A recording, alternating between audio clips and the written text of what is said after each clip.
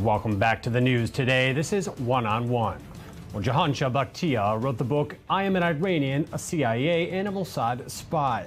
Well, Mr. Bakhtiar is the grandson of Shapur Bakhtiar, the last prime minister of the Shah's regime in Iran.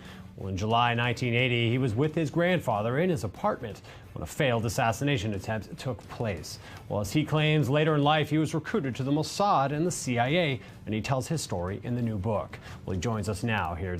Thank you for joining us. Thank you very much for having me. Well, so, Mr. Bakhtiar, let's begin with what led you out of Iran specifically and into the CIA and Mossad, as you claim? Well, I left Iran at the age of 8, and I went to the United Kingdom to pursue my education. And by 1979, the revolution happened, unfortunately, and I never went back because, as you can imagine, my family was persecuted by the arrival of the apocalypse, which is the only term I can use by referring to Khomeini's Islam. And I stayed away until the age of 40 when I went back. And when I went back, I only had one mission, and that was to take my revenge for the death of my grandfather and the death of my mother, which followed 2 weeks after the death of my grandfather in August of 1991. Well, can you tell us about the day that failed assassination attempt, where you were present with your grandfather there? I was in the apartment in 1980 when Anis Nakash and a couple of Iranians sent by Khomeini, paid by Khomeini, and unfortunately something terrible happened, and that was the death of 2 police officers, French police officers, and the death of our neighbor. And she was a young woman, and she was shot in the head by Anis Nakash. That was the first time I had ever seen a corpse in my life, and it's a scene that I will never forget. But that was my second run-in with the mullahs. The first time they tried to kidnap me about 8 months before that when I was at school in England. And luckily, the British Secret Service dismantled this terrorist cell, and I was saved, and I was taken to a safe house for many months until everything became secure. But they finally reached your grandfather there, and you say that fueled you to get back at the regime. Now, tell us about how you were actually recruited by the CIA and the Mossad. I was not recruited by the CIA. To be perfectly honest, it was I who contacted the CIA through a friend of mine who was in the State Department, and I was put in touch with a gentleman by the name of Sam, which I have written about him in the book. At the time, I did not know that Sam was actually the chief of station of the entire Middle East. And for many years, I spent many hours with him, learning many tricks, and he was an incredible mentor for me. And I managed, after a few months of going back to Iran, to, let's say, smuggle out information that he had requested and much more. So we developed a fantastic relationship together, and altogether in about 3.5 years, we met 57 times out of Iran. And every time I traveled and I came back, there was always a danger that I would be stopped at the airport. But my excuse for all these travels was simple. I told the Iranian government that I had returned to Iran to circumvent the sanctions. That is, I was going to provide them with hundreds of millions of dollars for them to finance their projects in Iran. And they verified this through certain banks, and the banks who had been paid to lie actually lied. So I was quite safe. So even after the murder of your grandfather, and you being his grandson, the regime trusted you in a way. That sounds surprising to me. I'm sorry, I could not hear the last words of your question. The regime, in a way, it seems, trusted you, or you must have been under heavy scrutiny, having been who you were, the grandson of a former prime minister assassinated by the regime. Absolutely. I can assure you, for the first 6 months, I was under watch day and night. Every phone call, every email, and I knew that, and that was not really a problem. But I knew after a while they would get tired of looking for me because they don't really have that kind of manpower either. So after 6 months, I was lucky enough to meet a man within the regime who was very much interested in financing projects, and I befriended him. And after a few months, he began to trust me by showing me different programs and telling me how material is brought into Iran via Turkey and via the United Arab Emirates.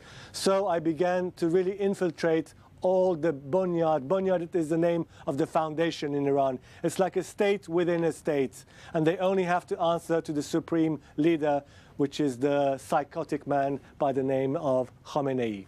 Well, tell us more specifically about your contact with the Mossad in Israel. Well, it was an extraordinary coincidence in a way, I must say. I ran into an Israeli gentleman when I was in Africa, and I actually asked him to put me in touch with the Mossad. And he laughed at me and told me, "Do you think every Israeli knows the Mossad agent?" And I told him, probably not. But I told him that I had some very interesting information for him if he managed to do so.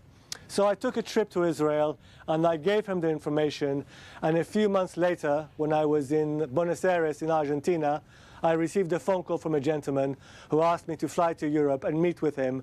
And we began to discuss a huge network of financial dwellings done by 3 Iranian agents, which I have named in the book, in Dubai. I began to show them how Iran is laundering money through Dubai and through other countries.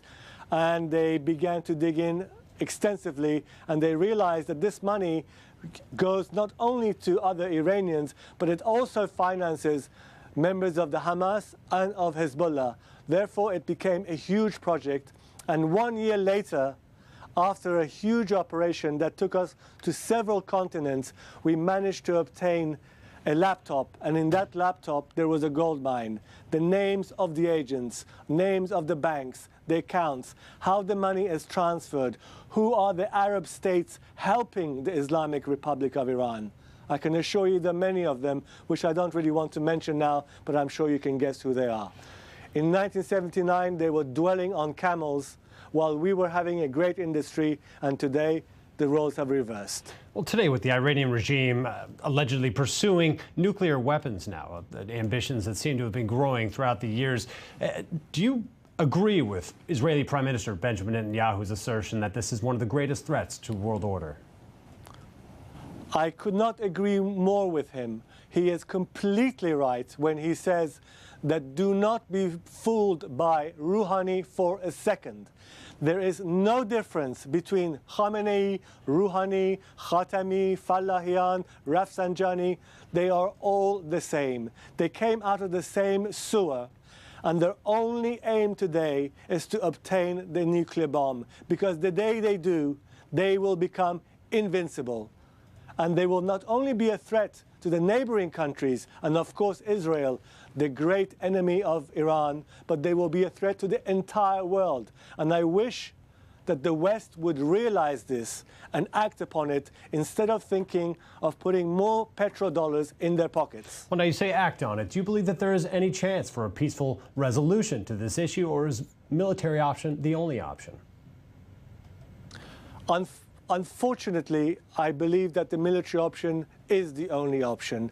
I do not believe that the mullahs are people that one can negotiate with. All you have to do is look at their curriculum vitae for the last 35 years.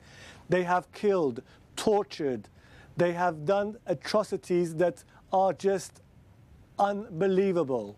I don't want to compare them to atrocities which happened between 1939 and 1945 to the Jewish people, but they have done things in our country which are unspeakable of.